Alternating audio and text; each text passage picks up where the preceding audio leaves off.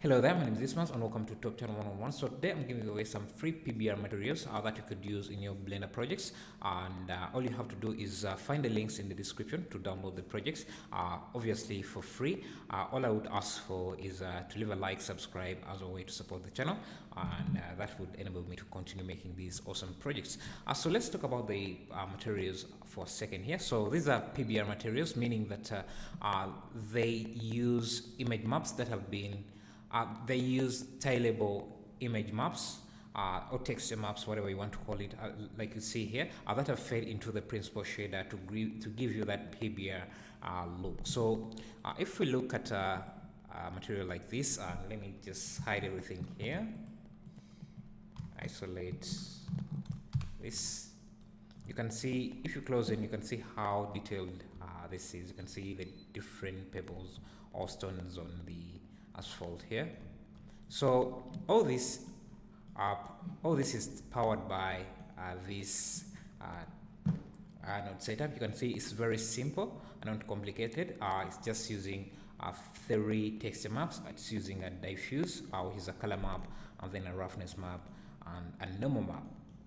So it's a very simple setup, and yeah, also tileable. So let's say you wanted this road to extend. Let's say we have a plane like this, and we wanted to give it this material. So if you have this, let me just open up a new Blender project here so that I can show you, demonstrate this to you exactly how it works, how you can easily use these materials. So let's say you have a project. Let me wait for this to open for a second. Okay, so let's say you have a project here, and maybe you're creating a road. This is your road. You would just copy this material here, Ctrl C, and paste it directly here, Ctrl V. And let's preview the materials here using this look dev, how's it called? Yeah, look dev mod here.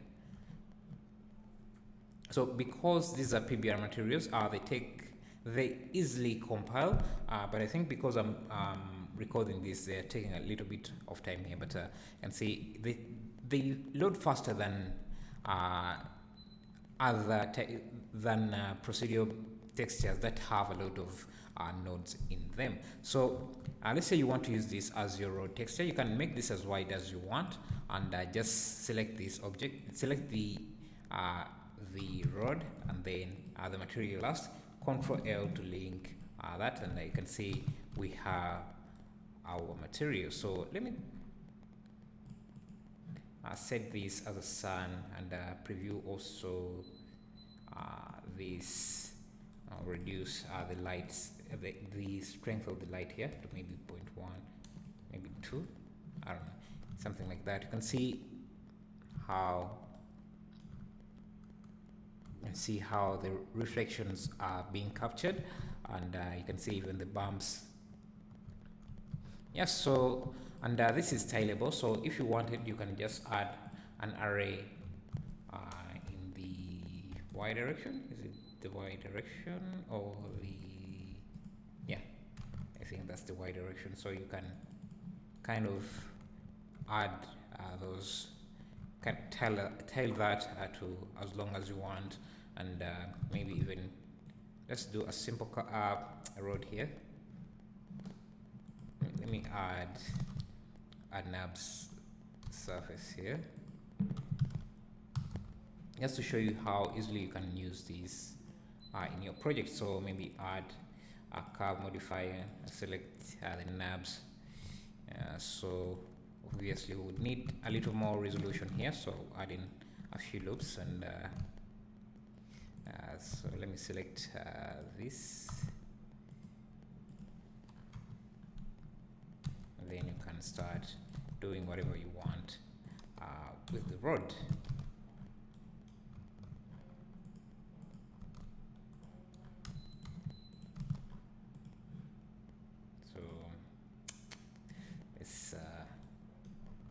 So yeah, you can make this as long as you want, and it's very tailable, and yeah. So let's look at the other materials. I guess it's the principles are the same. All the textures are the textures are tailable. You can see we even have some water here, and Yeah, so when you see that the scale of the texture is a bit too small or too large for you, you just have to, let me say, scale this, link this to this material. So you can see this photo, you can see the setup. You will notice that some materials have a different setup from others. You can see this is just using 3 nodes, this is using 2, because it's not necessary to have, for this shader to have a roughness node here. That's why I didn't have it there. So when the maps were not necessary, I didn't include them. So just to make sure that the shaders are faster in rendering by excluding out all the unnecessary nodes, because you know that every node you add in here, say this, every single node you add into your shader increases on the render time, and this is well demonstrated in applications like Substance Designer. They indicate how many seconds or how many microseconds each node you have added into your shader adds up to the total render times.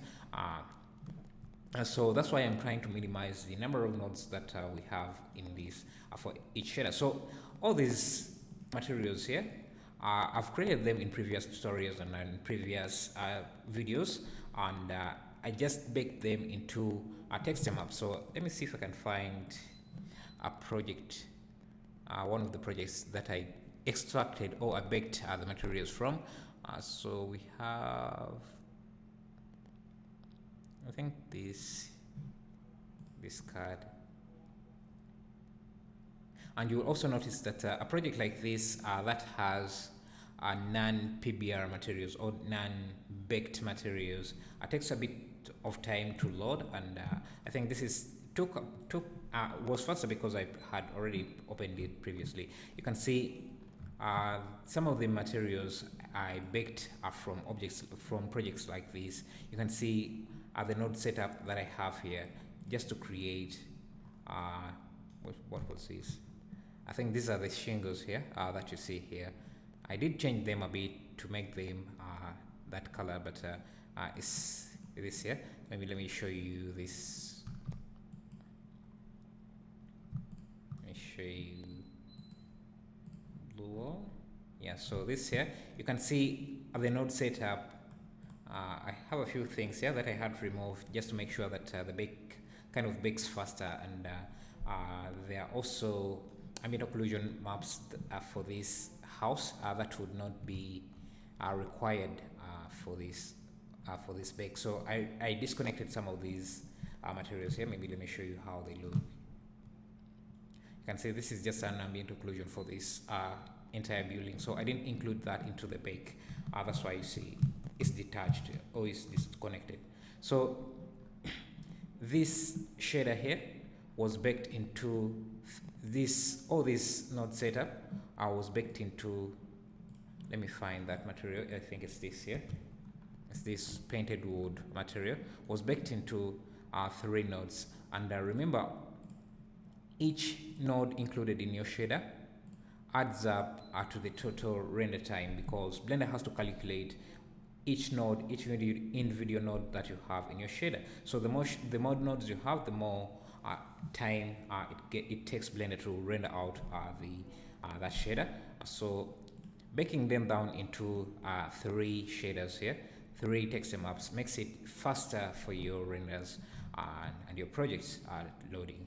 So this is why we have this. And if you're using Eevee, Blender Eevee, you will also notice that if you're using this kind of setup where you have a lot of nodes here, your project is going to be a bit laggy and takes also a little bit more time to render than if you're using just a single PBR texture like this that has a single PBR shader that has only a few texture maps like this. So yeah, what I was talking about is that if you see that any of the textures here has the texture is a bit small or too large, you just have to add a texture coordinate map to kind of scale down or scale up the texture. So for example, this water texture here, all you have to do is add an input texture coordinate, and then texture it's under vector mapping. So you connect the UV to the vector, and then vector to vector, and now you can scale this up to whatever you want. You can see, and you can also see that these textures are tailable, so you can use them however you want. So if we try this here, so just link these shingles here, controlling. You can see I just so if you're using the Node Wrangler add-on, you can find it under Edit Preferences and then Add-ons. Activate that to give you the shortcut for this texture coordinate mapping, and you can tile this.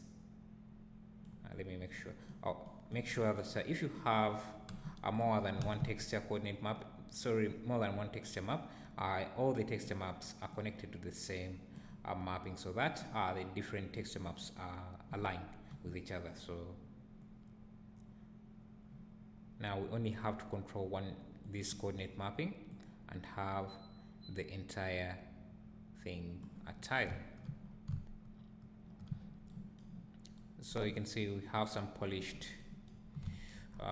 wood here, brushed metal. All these are PBR textures. You can see this only uses one texture map, just to because it's not needed. You just need to make sure that it's metallic. It has full metalness, and it's just using one roughness map. And I have this plastic and this black wood texture map. So yeah, if you want to get this, I'll be leaving a link in the description for you to download very easily. Make sure to leave a like, subscribe. I'll be uploading more texture maps like this, or texture packs, shader packs like this, yeah, whenever I can. So yeah, you can have a look at them, see how I did them, and yeah, guess it. Thank you for watching. I'll see you in the next video.